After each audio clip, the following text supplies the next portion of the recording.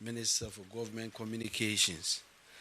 I'm here this morning and I'm very privileged. I came with a long list of the heads of the various agencies under the ministry. I have the head of the Forestry Commission, Mr. Hugh Brown is here. I have the Lands Commission, Professor Usu Ansan. I have my own chief director.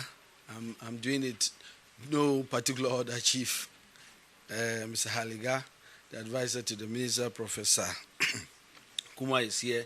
JADEC CEO, CEO of Ghana Geological Survey, Mr. Gad, CEO of the Ghana Stool Lands, and the deputy CEOs are also here. Well, my able deputy minister, or the MP for Bole Bamboy, is also here, Honorable Suleimana. And I have various deputy ministers from the Minerals Commission and the Lands Commission are also here. So, ladies and gentlemen, members of the media, good morning. Since the inception of this government, President Mohamed's vision of resetting Ghana has been in full force, as you all know. And Ghanaians have appreciated the dedication and commitment of those who have been tasked with the privilege of serving, including those of us at the Ministry of Lands and Natural Resources. Our mandate is to ensure the sustainable management and utilization of Ghana's lands, forests, and wildlife resources, as well as the efficient management of our mineral resources for socio-economic development. Under the purview of the ministry are 10 agencies, including the Lands, Minerals, and Forestry Commissions, the Ghana Geological Survey Authority, the Ghana Boundary Commission, the Office of the Administrator of Stool Lands, the Ghana Integrated Iron and Steel Development Corporation, GISDEC, the Ghana Integrated Aluminium Development Corporation, the Minerals Development Fund. The ministry actively collaborates with other ministries and private sector stakeholders, including traditional authorities, academic institutions, the media, civil society organizations, among others. Today, I'm privileged to highlight our achievements at the Ministry of Lands and Natural Resources year to date. I'll start with an update on the fight against illegal mining activities. The mining sector is a lifeline of millions of Ghanaians. As we all know, Ghana is blessed with an abundance of minerals: gold, diamonds, bauxite, iron, salt, and others. These natural resources are under unprecedented global strain due to rapid population growth, urbanization, escalating demand for raw materials, and the compounding effects of climate change. The government of His Excellency John Dramani Mahama recognizes that for Ghana to fully harness the benefit of its mineral wealth, the law must be strengthened to ensure equity, sustainability, and shared prosperity for all stakeholders, especially our communities which bear the direct brunt of mining activities. That is why we are undertaking a comprehensive legislative and policy review at the Minerals Commission. The Minerals and Mining Act at 703/2024, as amended, are under review with extensive stakeholder engagement and at about 85% completion stage. And I have to note that we've really embarked on a national stakeholder engagements across the country. Some significant changes that we are pursuing is one, to drastically reduce the number of years that prospecting licenses are held for from perpetuity to a defined minimal period, reducing the upper limit for number of years for the grant of a mining lease from 30 years to an agreed period, obviously very reduced years. 3, abolishing development agreements and enforcing the signing of community development agreements, imposing a rate of an agreed percentage of gross revenue from the sale of minerals to fund community development projects to help fast-track the development of mining communities. How many times have we talked about how mining communities are impoverished?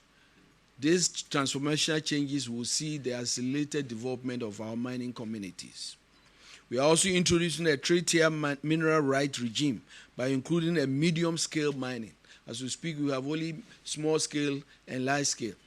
We envision in the new law to have a medium-scale regime.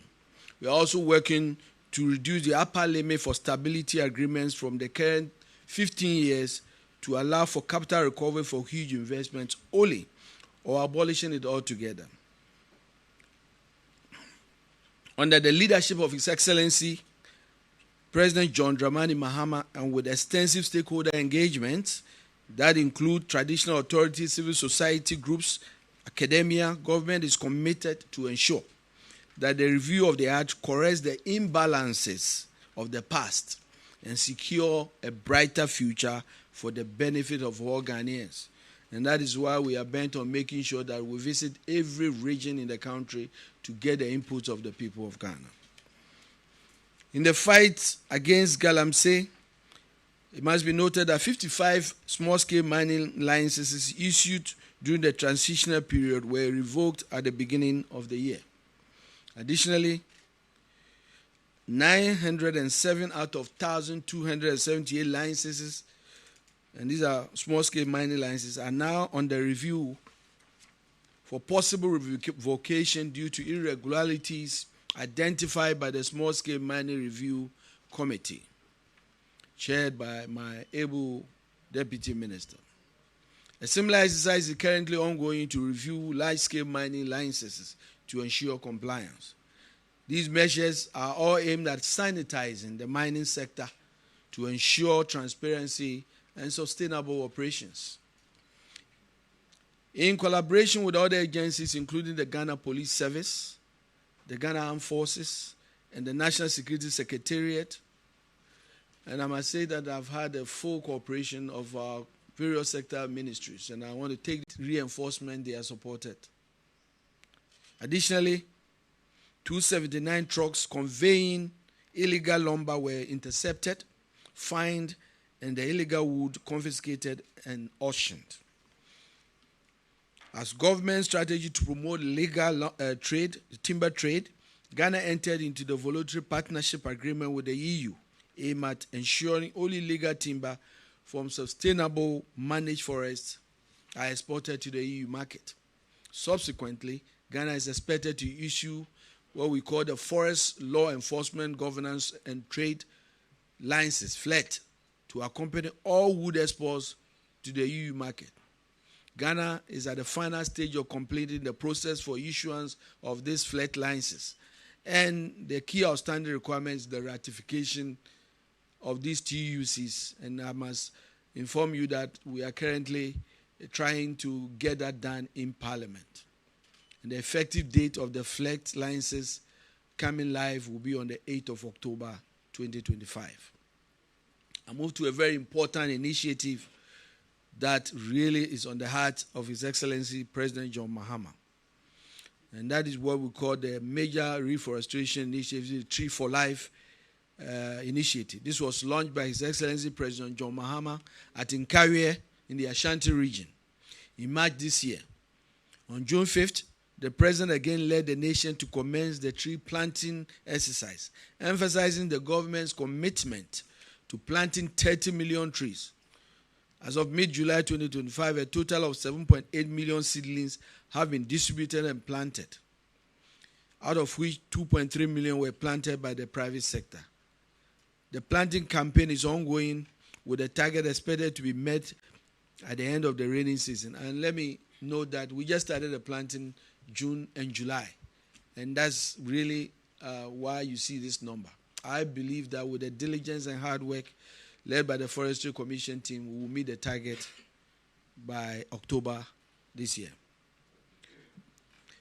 To promote ecotourism, the Commission has received proposals from strategic partners to invest in 5 potential sites: Dija National Park, Shire Hills Resource Reserve, Kalakpa Resource Reserve, Sakumono Ramsar Site, and the Muni Pumazi Ramsar Site.